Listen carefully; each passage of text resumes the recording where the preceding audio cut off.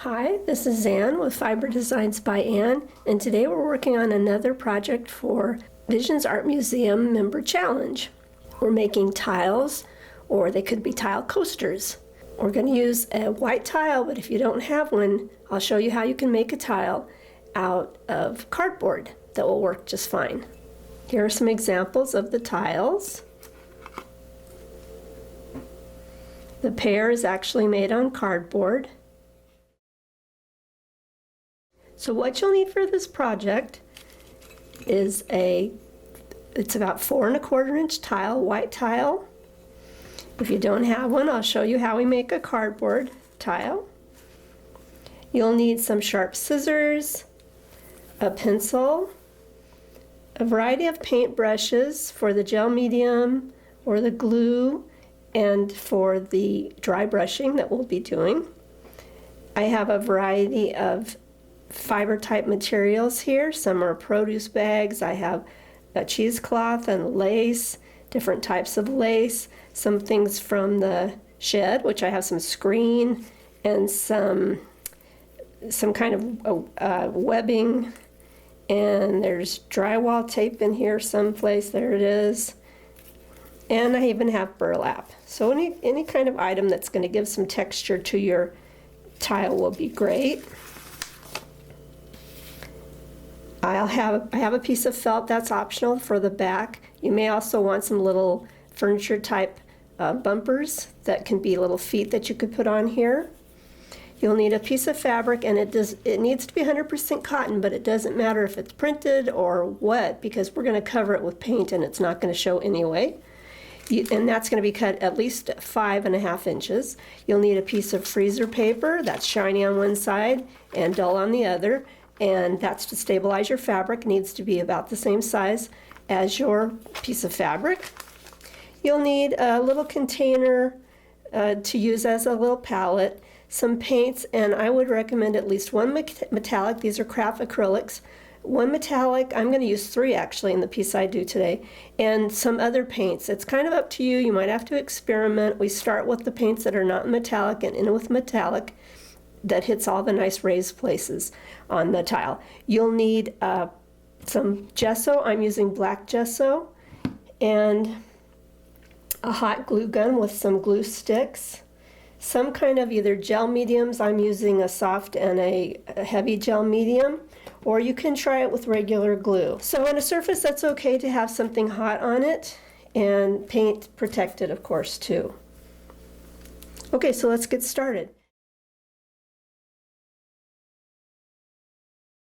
To begin with, we'll talk a minute here about the tile. In this case, the cardboard tile. And all I did to make this was to take a piece of regular box cardboard, corrugated cardboard, and the thicker the better. This isn't very thick, but it worked okay. And so I noticed some of these, this is a little bit sturdier than a cereal box, and I noticed some of them are corrugated as well. As long as they're smooth on the outside, I'm going to sandwich that corrugated, the one that has the texture, which you could use if you like the idea of the texture. It will show through the fabric.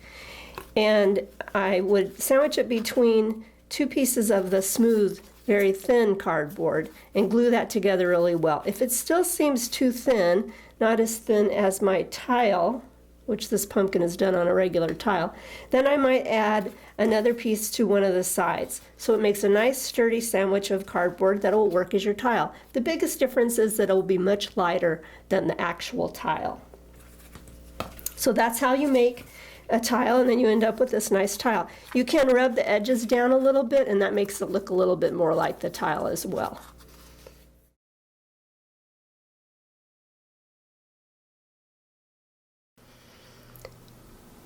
Now we have our freezer paper and our fabric, and I'm going to just show you this instead of doing it at an ironing surface. You would be on an ironing surface. You're going to put your fabric down, and remember, it doesn't matter which side is up, and you're going to take your freezer paper, which is shiny on one side and dull on the other, and then I'm going to lay, so shiny side's down, that'll be the sticky side when you heat it, and I'm going to lay it onto the square of fabric, and I'm going to press that really, really well. If it's brand new freezer paper, it might shrink up a little bit. You want it to be as smooth as you can, so iron it on a hot cotton setting, hot dry iron, until it adheres to your fabric very well, and you'll have a stabilized fabric like this.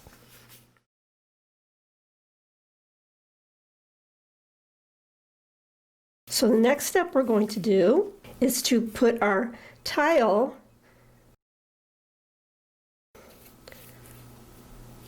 and a pencil. We're going to center the tile the best we can on top of the fabric, and we're going to draw a line around the tile. So we end up with a piece like this. That's so that you know when you're doing your hot glue that you want the design to be within that pencil line, so it doesn't go too far around the edge, and it's centered more or less.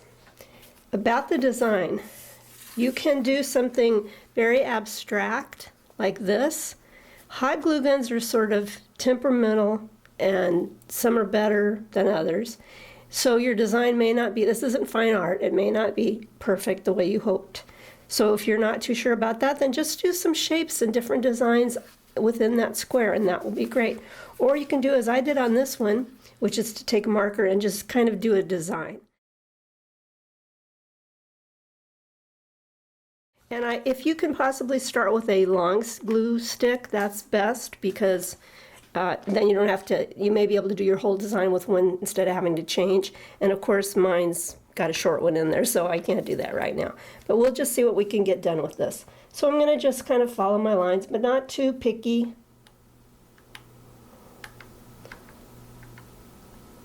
There may be dashes. It may get thin in a few places. I'm going to just try and be flexible, be okay with that. My drawing is not too great here. You can change it up while you're doing it. Those are supposed to be leaves, but they aren't too leafy. I'll put my long stick in here now and see if it works pretty quick. You don't want your design to be, you can go over it again, but you don't want it to be too high, especially if you're going to use it for a coaster, because, see if I can talk and do this at the same time, because you want the glass or cup to set on it without tipping, right? So it's best to have the level of the glue all about the same. I'm figuring out here that if I start closest to me on these petals, my stick is not quite feeding yet, they will be thicker, and then I can stretch them out and make it thinner toward the center of the flower. You can tell I'm not really hitting my line, that's okay, I'm just sort of eyeballing it.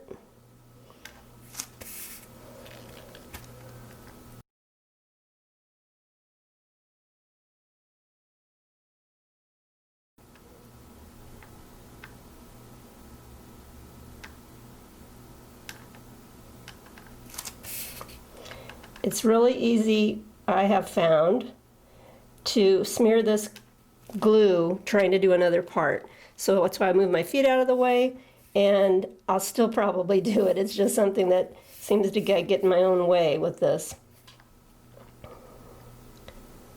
And that's why sometimes it's good to have a couple of these prepared so that you can, if that happens, you can just let it be and move on to another one. The glue will spider. If you've used hot glue gun, you know how it does like spider web out. And that can become part of your design if you want. Or you can wipe them away.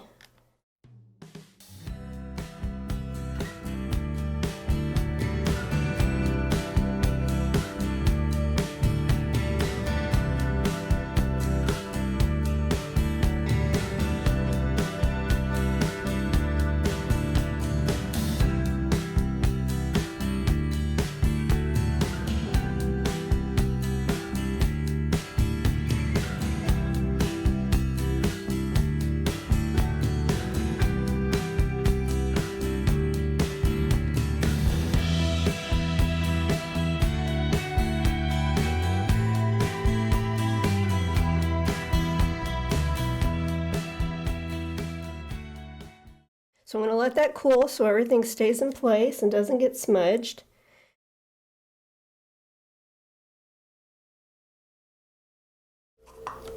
I'm going to put some water in a container, maybe off screen there, just so that I can set my gel medium brush into it when I'm not using it, because that stuff can ruin brushes if it gets dry on there. And I'm using a heavy gel medium. I like a heavy gel to apply the fabric to the tile, and then I like to use a softer gel for applying the fibers. So I'm gonna, my piece is nice and firm, pretty much. I'm going to remove the freezer paper carefully from the back. And now I'm going to take my tile and I'm going to cover the top and the sides with the gel medium. You can use other glue. We'll be doing a lot of layers, so things will be pretty secure. Okay, so I try to do every side, not the back, just the sides and the top. And then, because there's a line on my tile, I'm going to place it, you may be able to actually see this better on the screen than I can, place it on the corners best I can.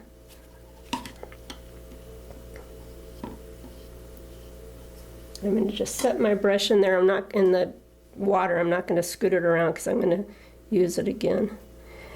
And you kind of smush it, move it around a little bit.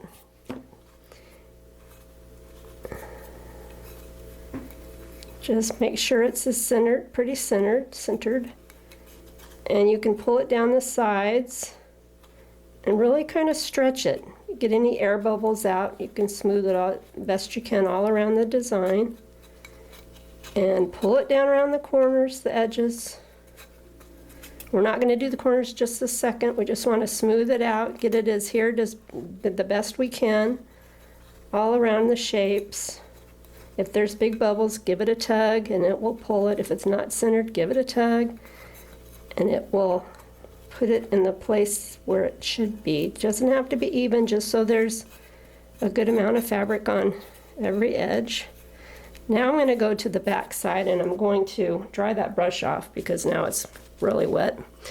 And I'm going to do the corners. So what I do is I put some glue inside the corner and a little bit on the outside of the corner. And then I'm going to, it doesn't really matter where you start, but I'm going to start with a side and I'm going to bring it in. You can also hit the tile back if you want. Bring it in and we're going to do a box corner. So I'm going to pull this down and then just sort of fold it so that that's what I end up with. Like that. This back side's going to be covered with felt, so it's not going to matter.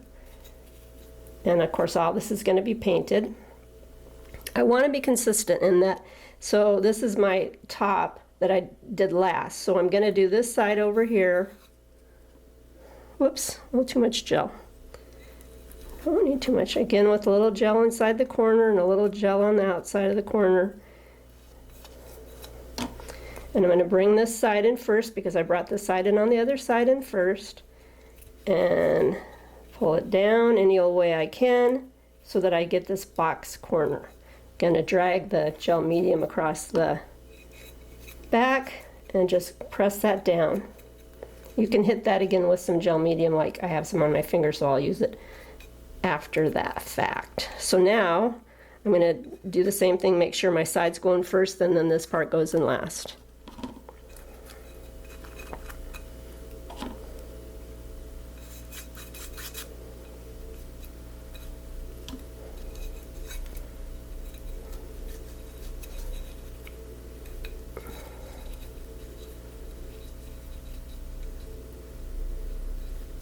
I was a little generous, too generous there with the gel medium.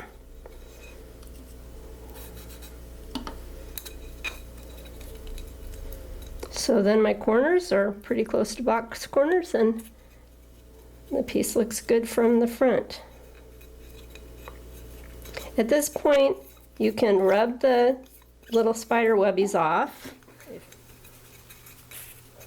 Now the next step is to add some kind of texture. And I'll show you later on the different things I used for the several tiles that I've made. But on this one, all I'm going to use is some cheesecloth that I have that happens to be painted because it was for other projects, but it's not going to matter for this at all. I just cut little pieces of it up because I'm going to pull them and stretch them and tear them around. At this point, I'm going to switch to my softer gel medium. So I just look at the piece. If it already has a shape to it, I might use that. Like this is kind of a corner, so I could lay it on here. Not sure I'm going to. Also, you could add some more glue. If you wanted to do more hot glue, you could add some more. I'm seeing that I'm really close to the edge here and not so much here, and that bothers me a little bit. But I think we'll just add texture and it'll be okay. So I just add a little, put a little bit of medium down and put down the texture, whatever you're using. And it's okay with the cheesecloth is fine to go over the edge because it's a soft texture. If you have something that you're using that's more a plasticky kind of thing, like some of the mesh bags are, you may not want them sticking out on the side. So I'll just continue on and I'll apply my cheesecloth. I'll let you watch a little bit here and then I'll just do it because you don't need to really watch me do the exact same thing over and over.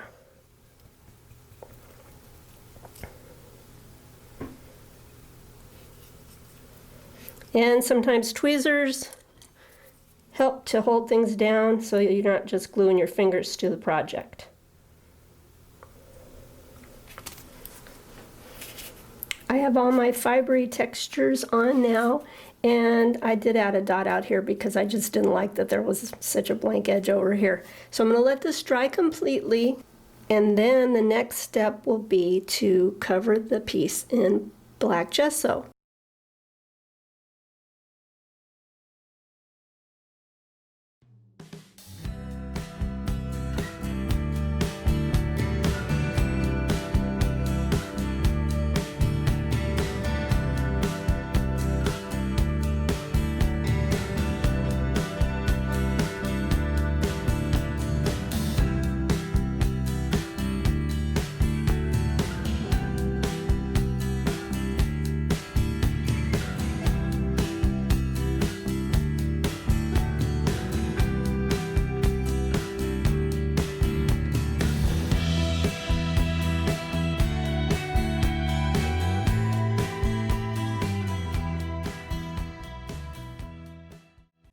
Well, we're waiting for that to dry. I wanted to just go over some of the other tiles that I've made and show you what I've used. This one was just gessoed. I didn't use any other paint other than the metallic. And on this this is just tea bag string. So I used that to add the other extra elements.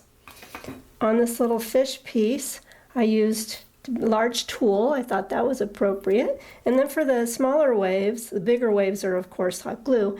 And for the smaller waves, I just used an embroidery floss that I saturated in the gel medium and then just glued them down. For my pumpkin, I used this piece of a produce bag and I cut it out kind of to look like maybe a picket fence. And I also used a piece of lace back in here that I think I used up because I can't find it anymore. For this other sort of sun, and this is the one that has the little strip of, I don't know if you can see that, of the spidery hot glue that I may leave or I may change, I'm not sure. Anyway, I use this. This is a really neat fabric. I've used it for a lot of different things. And I've just cut a strip of it and I've just pulled it down and glued it on, and I really like the texture that that gives. And then on this leaf piece, I used this mesh that has a really irregular line to it and cut that out and laid it in there. And I also used a little bit of the larger tulle on that piece. On this leaf, I used some window screen cut in circles. And then I took just a piece of burlap. I grabbed a piece of the weave of the burlap and just broomed it out a little bit on the edges and just laid it in there just for more texture. And on my pear, I used the same produce bag and cut it up and just laid it randomly around and used the tool only on the center of the pear, on the body of the pear.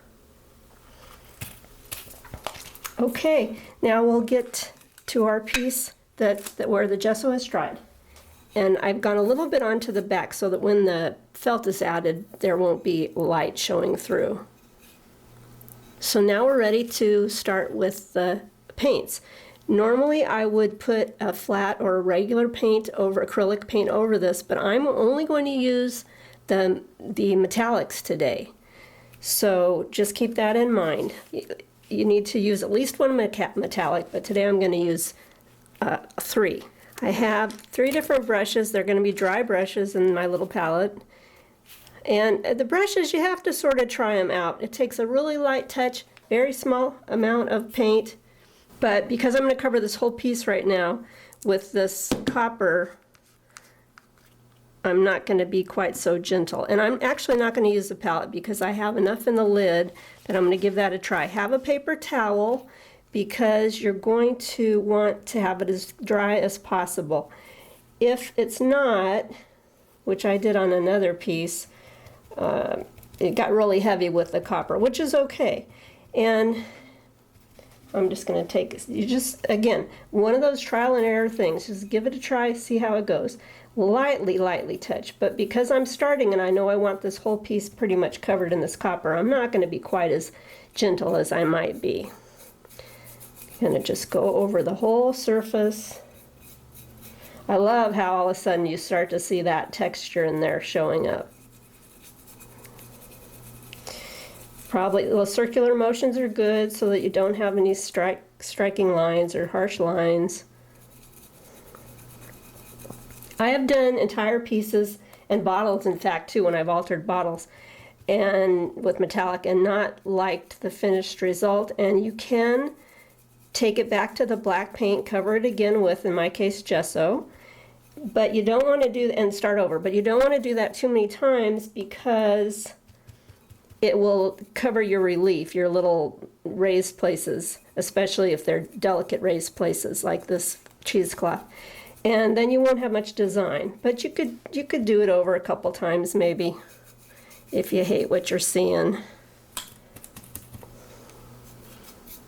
Now see, I didn't brush that off on my paper towel. Whoops. So I'm going to just sort of brush it out. I can cover it with the other metallics, you will see, if I need to. I like sometimes to cover to color the corners a little bit darker. But again, that'll all happen. Now I'm going to change to, because this dries really fast, I don't need to wait really. So I'm going to change to the green at this point. Isn't that pretty already? I think so. And you can do the entire surface and not worry about focusing on a certain design, but because this is a flower with leaves, I'm going to go ahead and sort of focus on the stem and the leaves with the green.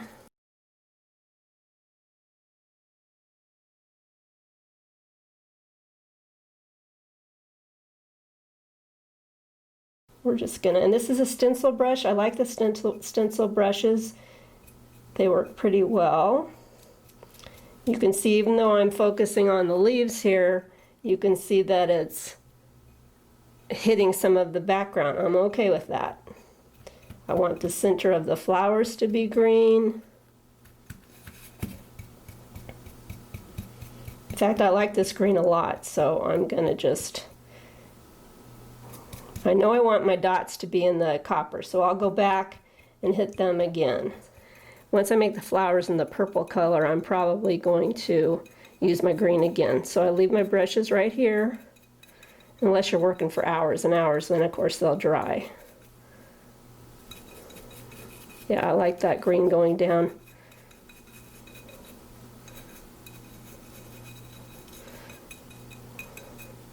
Okay, now I'm going to use the purple dry brush. I have a little smaller stencil brush, and because of the copper, it may not show.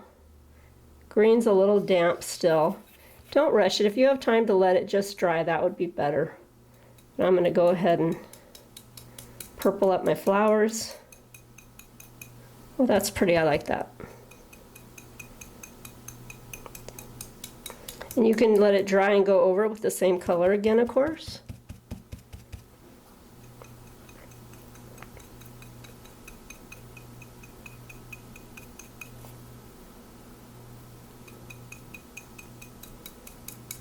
And I'm okay with that design, that color going behind the flower. Just looks like maybe more flower back there.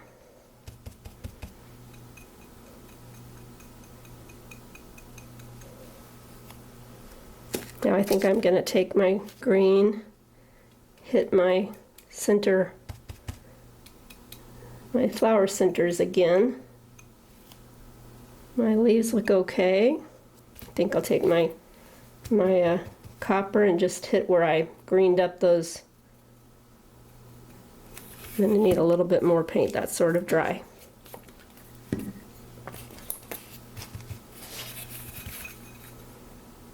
Just where I turned them green from that. Just gonna hit those again. That's it. I'm pretty pleased with that. So I'm going to look over my edges, maybe a little bit more green down on this edge. It's looking very good. If there's too much black on the edge left, I might want to really cover it a little bit more. But I'm pretty happy with that. I think it looks great. Okay, so we'll let this set, let it just really dry, and then we will, I'll show you how you can add felt to the back.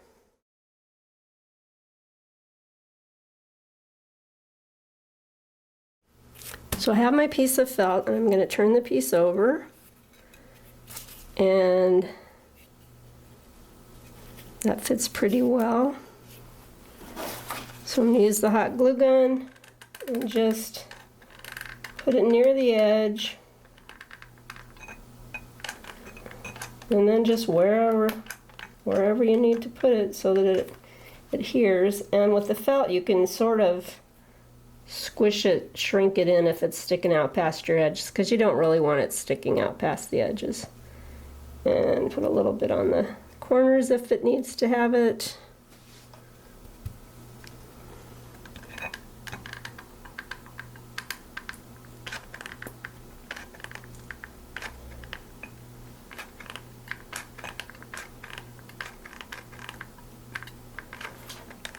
The other thing I usually do, because we're adding the felt so that the back is well finished, looks nicer finished, and so that the tile won't scratch anything. And I like to add these little bumper feet to the corners. These are adhesive, but you could self-adhesive, but you could add a little hot glue to make sure they're really secure.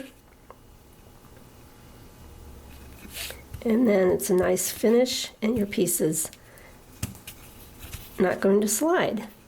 This was a fun project to make. I hope you enjoyed this challenge and that you'll give it a try. And if you do, take pictures and post them on Instagram and Facebook using hashtag StirCrazyVAM and hashtag VAM Tile Coasters. If you like this video, please give it a thumbs up. Subscribe if you haven't. Tap the bell and you'll get notifications for upcoming videos. Thanks a lot for watching.